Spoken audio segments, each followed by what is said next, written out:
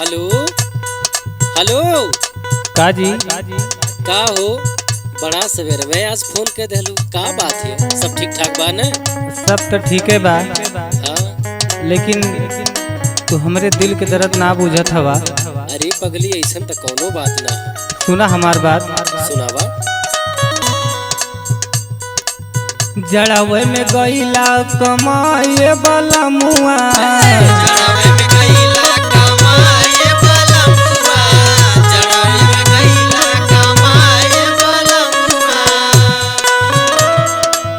गईला त गईला भुलाए वाला मुआ, गईला त गईला भुलाए वाला मुआ, जड़ावे में गईला कमाए वाला मुआ।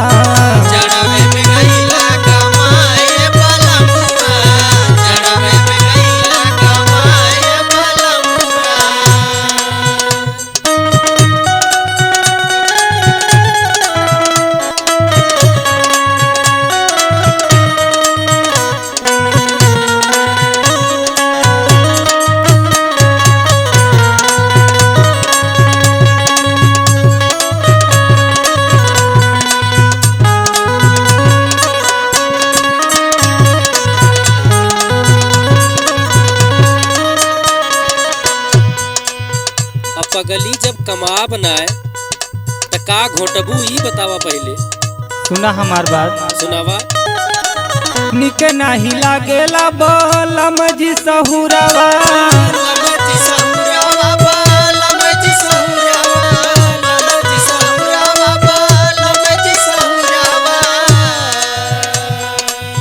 मन करे मर जाई खाई के महुरावा, खाई के महुरावा हो, खाई के महुरावा, खाई के महुरावा हो, खाई के महुरावा।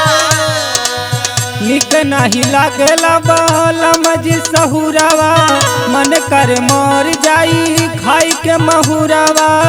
तोहरा से गईनी अघाए बलमुआ, तोहरा से गईनी अघाए बलमुआ, जड़वे में गईला कमाए बलमुआ। जड़वे में गईला कमाए बलमुआ, जड़वे में गईला कमाए बलमुआ।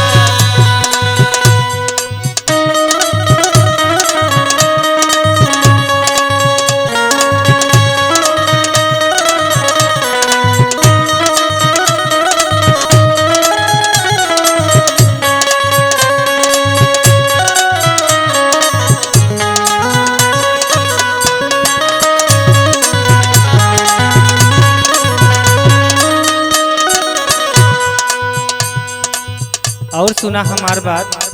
सुनावा। अब तो सुनही के बाय। नहीं बुझत हवा राजा दिल के दर्दिया, दिल के दर्दिया हो, दिल के दर्दिया, दिल के दर्दिया हो, दिल के दर्दिया। रही रही लगाताटे यंग यंग सरदिया, यंग सरदिया हो, यंग सरदिया, यंग सरदिया हो, यंग सरदिया। नहीं बुझत हवा राजा दिल के दर्दिया, रही रही लगाताटे यंग यंग सरदिया। पछुआ से उठवा सुखाए बलमुआ, पछुआ से उठवा सुखाए बलमुआ, जड़वे में गईला कमाए बलमुआ।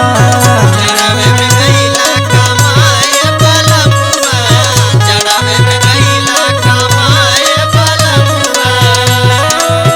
जड़वे में नेहा मौसम घरवा रहेले, घरवा रहेले हो, घरवा रहेले, घरवा रहेले हो, घरवा रहेले।